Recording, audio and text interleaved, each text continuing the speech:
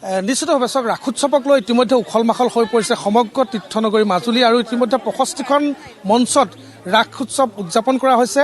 আমি যিহেতু উপস্থিত আছোঁ এই মুহূৰ্তত আউনীআটী সত্ৰত, ঐতিহাসিক আউনীআটী সত্ৰত যিহেতু পালনাম চলি আছে আৰু তাৰ সমানে সমানে ৰাসোৎসৱ ভাগিও আৰু পালনামৰ আজি সামৰণি অনুষ্ঠান আৰু সেইবাবে দেখা পোৱা গৈছে যে অগণন ভকত বৈষ্ণৱ আউনীআটী সত্ৰ প্ৰাংগণলৈ আহিছে আৰু ইয়াত চাকি বন্তি জ্বলাই এক কথাত ক'বলৈ গ'লে এক সুন্দৰ পৰিৱেশ এই মুহূৰ্তত বিৰাজ কৰিছে, আধ্যাত্মিক পৰিৱেশে এই মুহূৰ্তত বিৰাজ কৰিছে।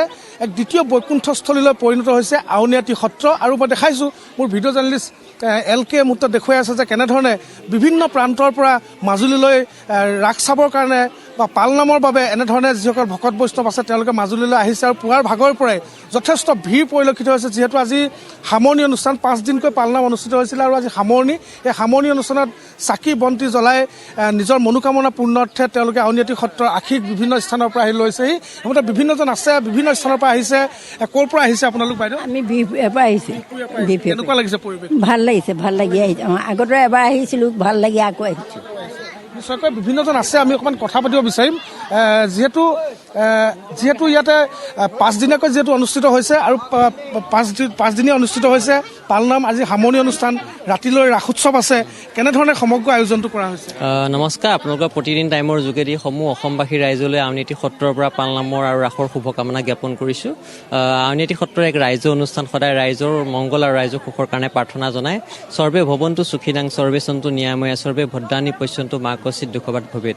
ভগৱানৰ সৃষ্টিত যিমানবিলাক প্ৰাণী আছে সকলোৱে প্ৰাণী যাতে কল্যাণ সাধন কৰে তাৰ কাৰণে আউনীআটী সত্ৰই মহান পালনাম মহোৎসৱ আয়োজন কৰে। তাৰ সমান্তৰালকৈ ৰাসলীলাৰ কাৰ্যসূচী কাম সমাপন কৰিছে। ইতিমধ্যে ৰাসৰ আখৰাৰ পৰা আৰম্ভ কৰি ৰাসৰ যিখিনি মণ্ডপ সকলো কাম সমাপ্ত হৈছে। আৰু যদি আমি পালনামৰ ইতিহাস ৰোমন্থন কৰিবলৈ যাওঁ তেতিয়াহ'লে প্ৰথম পালনাম মহোৎসৱ আয়োজন কৰিছিলে মাধৱ পুৰুষ, আচলতে আহোম ৰজাৰ ৰাজকোষত পৰিছিলে। তাৰ পৰিত্ৰাণৰ উপায় হিচাপে গুৰুজনাই এই পালনাম মহোৎসৱ বাছি লৈছিলে। যেতিয়ালৈকে গুৰুজনাই মানে মহাপুৰুষ মাধৱদেৱ সুশৰীৰে সেই পালনামস্থলীত উপনীত হোৱাহি নাছিলে তেতিয়ালৈকে পালনাম অবিৰত গতি চলাই আছিলে। আৰু পৰৱৰ্তী সময়ত মাধৱ পুৰুষ যেতিয়া আহি এই পালনামস্থলীত উপনীত হ'লহি তেতিয়াই পালনাম মহোৎসৱৰ সামৰণি পৰে। সেই উদ্দেশ্যকে মানে সাৰোগত কৰি আউনীআটী সত্ৰই যিহেতু গুৰুজনাৰ যিখিনি আদৰ্শৰে পৰিচালিত হোৱা এক সত্ৰ, সেই গুৰুজনাৰ আদৰ্শ সন্মান জনাই এই পালনাম মহোৎসৱ আয়োজন কৰি আহিছে। আৰু 371 বছৰ ভৰিছে পালনাম।